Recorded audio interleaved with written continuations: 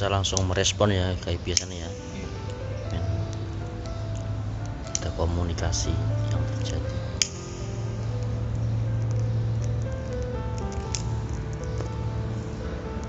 Oke, prinsipnya belajar, berkarya, bahagia. Nah,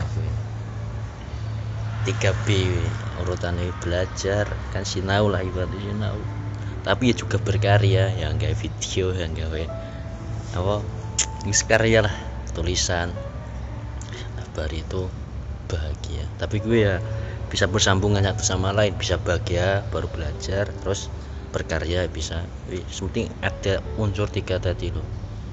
Bukan apa hanya sebagai urutan belajar dulu baru berkarya. Berkarya dengan belajar kan bisa sih. Bisa, Mas. Ya. Terus belajar ya sambil berkarya bisa. Terus dari belajar kita ya bahagia sih. Dari berkarya itu ya. Pasti prinsipnya gue dinang ngene iki. Ya jenenge riset bareng iki. Ora ono rugine nek wong sinau ya. Golek inti-intine, intisarine, hikmahe, apa ilmune, pemahamane. Ya kuwi dhewe sing iso nentokke.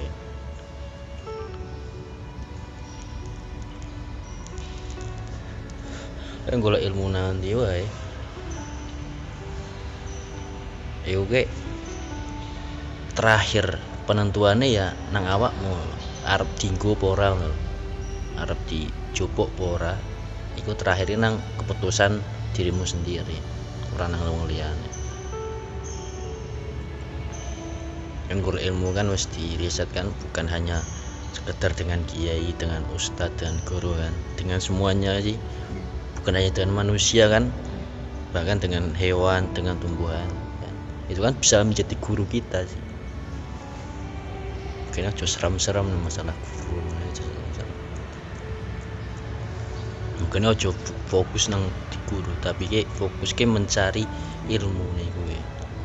Mbuh gurune sapa ora masalah, rungokke sik.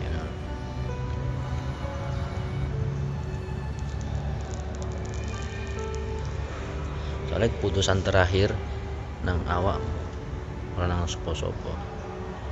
Nek dinggo ya kowe sing oleh manfaate, ora dinggo ya kowe sing ora oleh manfaate. Lu mikir ngono iku.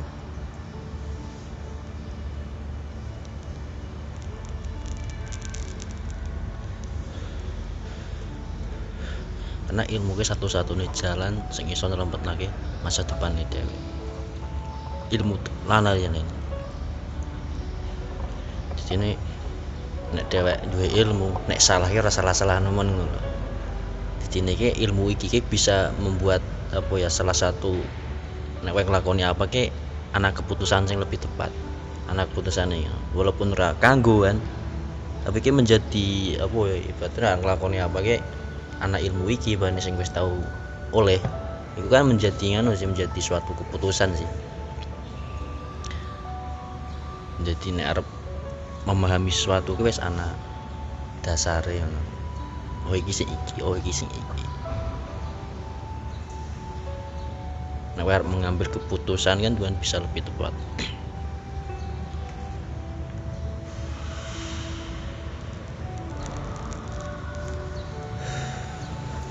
Kita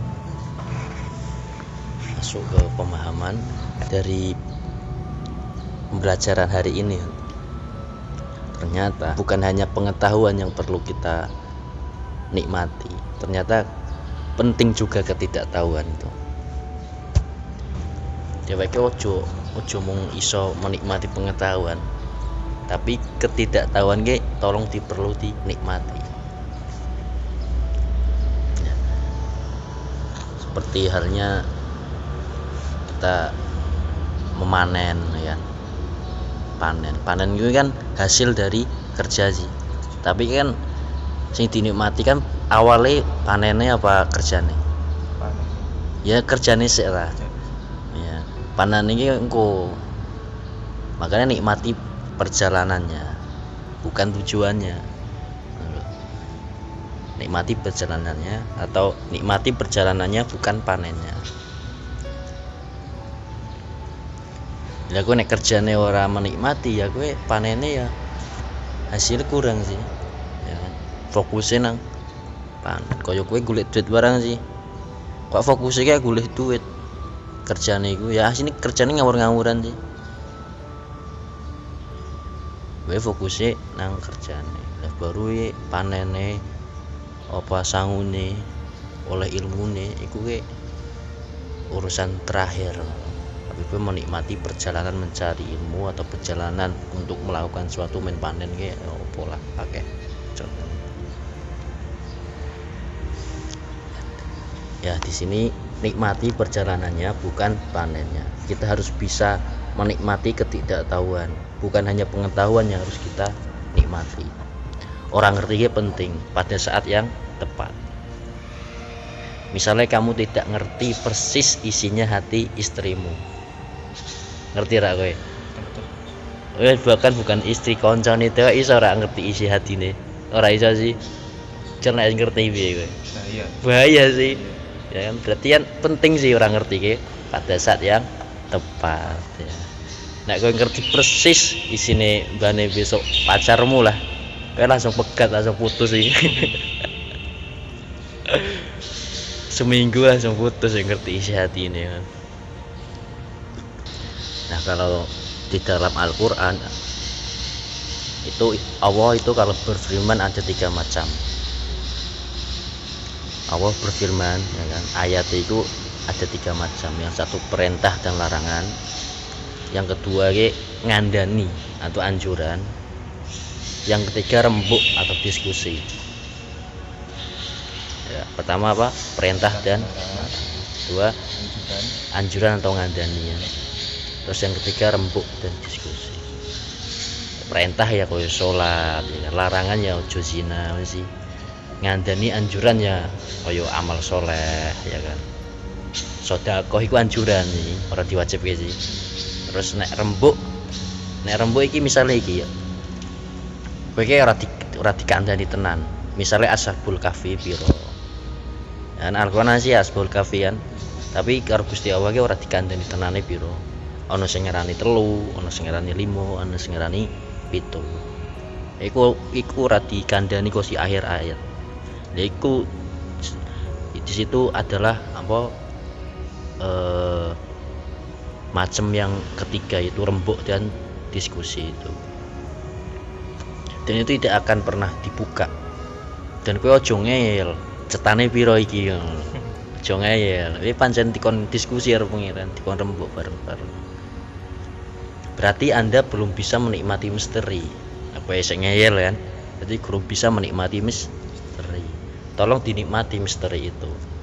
Yang kamu maknai itu bukan hanya pengetahuan, ketidaktahuan juga tolong dimaknai. Itu juga indah luar biasa. Nek bisa maknai ketidaktahuan itu juga merupakan salah satu keindahan yang luar biasa.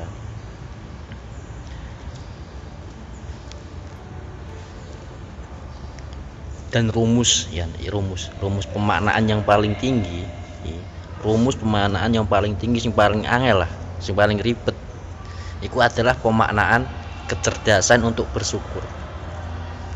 Jadi rumus pemaknaan paling tinggi, nek kowe menemukan rumus iku, kowe mulia uripe, enak uripe. Ya. Rumus pemaknaan yang paling tinggi adalah pemaknaan kecerdasan untuk bersyukur. Misal bersyukur mengetahui, ya kan? Dan bersyukur tidak mengetahui. Kan bersyukur sih. Maksudnya bersyukur tidak mengetahui apa ya? Contohnya mungkin sih orang ngerti isi hati ini wong sih. Ya kan dan bersyukur sih, alhamdulillah. Nah ngerti kan, wah, apa mana? Jarak antara apa pendengaran ya? Ya pendengaran beberapa kilo sih, sekilo paling enggak sih. Tapi nek iso ngrungu berjarak-jarak, oh iya, mana sing ngrasani kowe? Kan? Aku jadi bupati, wah rakyatnya ngerasani kabeh modern. Ya itu penting orang ngerti jebul alhamdulillah ya jebul ngrungu ya ora kok tekan disa-disa liya berpirang-pirang meter tok iso ning ngrungu. Nah itu penting juga. Nek kowe bersyukur bisa menikmati kabeh. pengetahuannya dinikmati, ketidakpengetahuannya dinikmati. Berarti semakin tinggi kecerdasanmu untuk bersyukur, semakin indah hidup ini. Nah, kowe cerdas dalam bersyukur, kowe uripe indah. Ngambil sing paling ora penak, kalau iso dimaknai dengan rasa syukur menjadi indah. Sing ora penak nek dimaknai dengan rasa syukur bisa menjadi indah. Kalau nanti kamu punya anak ya, kalau nanti kamu punya anak atau murid lah, sudah selesai urusanmu. Karena seluruh penderitaan yang kamu alami, kamu langsung bilang sama Allah, ya Allah, 10 kali lipat penderitaan yang sekarang saya alami, saya ikhlas, cuman saya mohon seluruh penderitaan saya ini untuk membayari kesejahteraan dan kemaslahatan anak-anakku dan murid-muridku besok-besok. Wis ora apa-apa to nek menderita. Ya. Bahkan penderitaan pun nek bisa memaknai ini dengan rasa syukur menjadi indah sih. Ya. Nek kowe ngerti, iki makna sih. Bahwa dia menderita tapi ora apa-apa. Sementing besok bisa membayari anak dhewe atau murid-murid dhewe men ojo menderita kaya aku. Men lebih penak uripe ngono. Kan akhirnya ora apa-apa menderita sih. Ya kowe nek wis bisa nek wis duwe anak apa duwe murid kowe ngrasake dhewe rasane. Berarti kaya menanam pohon jati ngoten Mas. Heeh, kaya menanam jati.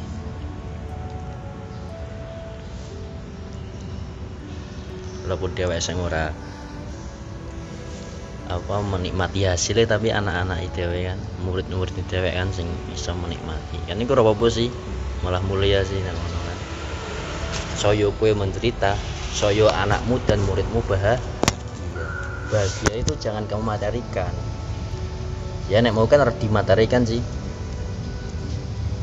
Nek materikan ya kowe kudu oleh hasilnya ngono lho. Tapi nek ban anakmu muridmu sing oleh hasilnya kan ora materi sih. Dan kalau orang terjebak pada materi, dia akan kehilangan kenikmatan hidup. Ora iso memaknai kaya mau kae. Soalnya isi utak keo hanya materi. Nek senenge bahagia ya oleh dhewe. Ora wong liya, oleh dhewe. Nek pikirannya materi, tapi orang pikiran materi ya seperti tadi. Walaupun tidak saya yang menerima hasilnya, muga-muga anaknya muridnya yang oleh hasil iku ora materi. Tolong diingat. Dan rumusnya ini dalam Quran, wabtaghi fima ataqawahu darul akhirah wala tansa nasibaka minad dunya. Wabtaghi fima ataqawahu darul akhirah walau tansa nasibaka minad dunya. Itu metodologi untuk menemukan Allah. Di dalam perjalananmu mencari ujung dari pengembaraan yaitu al-akhirah kan. Wabtaghi fima ataqawahu darul akhirah. Yang di situ ada Allah, kamu jangan sampai lupa mencari nafkah. Jangan sampai lupa urusan duniamu. Wala tansa nasibaka dunya ki kowe aja kok lali karo urusan duniamu. Dhewe fokusna akhirat. Dan wala tansa nasibaka dunya. Tetapi jika ketika kamu fokus mencari akhirat, jangan sampai lupa dunia. Itu kan berarti dunia kan primer pas sekunder. Dunia loh.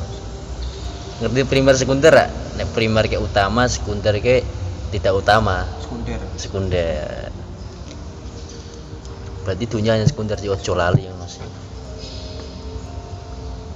Dan yang orang katakan yang salah itu adalah ojo lali ibadah. Oh sih. Wong tua dono ana sing ngono sih. Padahal rumusnya nang Quran kan jelas sih. Wala tansa nasibaka minad dunya. Sing ora lali ki ora ibadah, tapi sing ora lali kerjaan. Jadi dunia iki meng ojo lali lho. Yang orang katakan yang salah adalah ojo lali ibadah. Jadi ibadah mung di sekunder bukan primer. Nah ngomong ojo lali ibadah di sekunder ibadah sih. Padahal sing bener kan di primer ibadah. Sekundernya loro duwe. Nah. Akhirnya ibadahnya dipersembahkan bukan untuk Allah. Nah ojo lali ibadahan. Ibadahnya ora disembahkan untuk Allah, tapi ibadahnya dipersembahkan untuk kepentingan dunia. Sholat men duit akeh ngono lho. Sholat duha men rezekine lancar. Iku kan mempersembahkan ibadah tapi untuk kepentingan dunia, bukan untuk menyembah Allah. Sayyidina Ali kepada dunia itu dia mentalak 3. Seperti Sayyidina Ali sih. Ya dunya huri khairi lakot tolak tuka salasan. Wahai dunia, kamu tidak usah merayuku. Kalau kamu merayu, carilah yang selain aku. Karena aku, wahai dunia, sudah mentalak kamu talak 3. Kata Sayyidina Ali. Cara dunia loh. Jadi maksudnya apa wae yang sifatnya keduniaan iku dhewek tinggal. Nek wis mulai arep jajah. Arep jajah dhewek iki dunia iki ditinggal. Tapi nek kurang mulai jajah ora apa-apa. Ya nek kowe kerja apa kuliah ngono barang kan wis kowe jajah waduh akhire ibadah iki terganggu, kowe tinggal. Tinggal wis sarane Sayyidina Ali ngono iku. Ya mungkin sak iso-isone aja kok sih dadekake ibadahmu terganggu. Minimal salat wajib aja kok sih lali aja kok sih telat.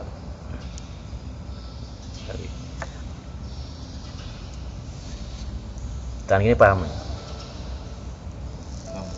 Gede-gede. Ya iki sing wingi aku wis tau ngandani karo kowe sih mengenai gak ono wong sekti ya. Gak ono wong sekti sing ono ki mung la haula wala quwata illa billah. Ora ono daya, ora ono kekuatan kejaba saking Gusti Allah. Lah kok ono wong kok diarani sekti? Kan aneh sih wong ana wong ngarani wong lain ki sekti. Jujur kowe dhewe ya percaya nek kowe iki sekti. Ora kowe iki ora sekti, iku memang Gusti Allah sing gawe. Dilalah ya kan. Kowe nek ora disetel karo Gusti Allah ya ora terjadi. Sing sekti mung Gusti Allah. Nah iki rumus kowe lah. Kok ana wong nganggep ana wong liya sekti. Ya kan. Kowe bodhone ora kan. Tur kowe bareng ya milo anggap nek aku kowe sekti. Ya sih, gimana ono sih, wah ono wong sekti. Wah aku bareng bisa sekti kuwi. Ora ono sih sekti. Iku ki mung ya setelan iku tuh ya Allah. Digawe ngene. Nah ora setel ora bakal sih. Kayak Nabi Musa ya contohnya sih. Kayak Nabi Musa ono tongkat laut sih. Iku ora setel Gusti Allah bakal belah. Bakal belah laut. Iki mugane perintah Gusti. Nana perintah yo kowe aku tongkate Nabi Musa saiki wis sing nang Mesir. Balik-balik ora bakal belah. Nek mbane tenan sekti, ya kan. Tongkate Nabi Musa beneran sekti. Ya kudune Mesir sing nguasai dunia sih. Lah duwe tongkate Nabi Musa. Di laut. Ana sing wani-wani sekiri ngene sih. Tapi ya pancen sing sekti mung pangeran. Ora seter pangeran ora bisa belah ya. Kabeh kuwi. Nah, iki jadi urip iki ombone ora karo-karuan to sih. Jadi ojo gampang kerengan, ojo gampang nesu, ojo gampang mengsirik-sirikan orang. Tidak ada kekuasaan dan pengetahuan untuk mengatakan seorang itu musyrik. Orang ngerti caranya dan tidak ada caranya. Wong musyrik itu kan letaknya dalam pikiran dan niatnya. Namun bisa dikandani musyrik dalam niat dan pikirannya. Yang dituhankan itu siapa, yang disembah itu siapa. Ya kan ora iso di dalam apa penglihatan, sing iso kan dalam hatinya atau pikirannya. Sing iso delok atine sapa? Delok atine wong, delok pikirane wong, niate wong. Kan ana sing ngerti sih. Dene aja gampang musyrik-musyrikan. Bagaimana caranya kamu tahu yang menjadikan seorang musyrik atau tidak itu kan kalau dia menuhankan yang selain Allah. Yang bisa membuktikan hanyalah niat di dalam pikiran dan hati. Lah untuk mengetahui niat itu caranya gimana? Lah ingat saya gitu. Kan ora bisa sih ngecek niatnya ora iso. Itu di luar kekuasaan kita. Nah, itu sebuah misteri jenenge. Dan misterius itu diperlukan supaya orang itu berpikir terus, supaya punya kerendahan hati. Nah, intinya gue dheweke berpikir terus, berdiskusi terus ngono lho. Bukane apa misterius itu penting, misterius ya, saling kayak asbab berkafi moe loh.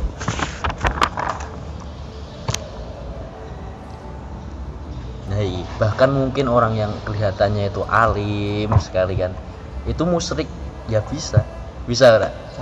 Bisa saja dia menuhankan dirinya sendiri, dia menuhankan sholat, bisa toh, dia menuhankan masjid, ono ora sing menuhankan masjid. Jadi semua itu dinamis, dan satu-satunya jalan untuk memperlakukan semua itu yang di atas tadi adalah berunding secara rasional dan saling rendah satu sama lain. Misalnya kayak bid'ah mana? Ya iki ada resep bid'ah sing anyar nah iki. Misalnya bid'ah itu kan di dalam rukun Islam. Paham sih? Bid'ah di dalam rukun Islam. Kayak sholawatan itu ora bid'ah. Elek-elek itu kan ekspresi cinta kepada Rasulullah. Yang salah adalah kalau sholawatan dianggap ibadah mahdhur, dianggap rukun Islam, itu yang salah. Bukan kue salah nek nganggep sholawatan adalah rukun Islam. Jadi harus tahu porsinya, harus tahu ilmunya, harus tahu pemetaannya, dan ngerti logikane, ngerti wilayah, ngerti aturannya. Nah, satu saya. Lagi gue nganggep wong sholawatan bid'ah mergane iki salah pemetaane. Makanya menganggap selawatan ke gawe rukun Islam, ya itu yang salah. Dan juga sing salah juga terkadang juga perilakuane. Nek kalau selawatan ki nemen tapi itu salat ora tahu. Itu kan berarti menyepelekan rukun Islam dibanding yang ibadah yang bukan ibadah mahdhur. Nah, gue salah nek nganggap selawatan ke ibadah mahdhur iso nambeli salat, mungkin salah itu. Ya sih, maksudnya ngono ya.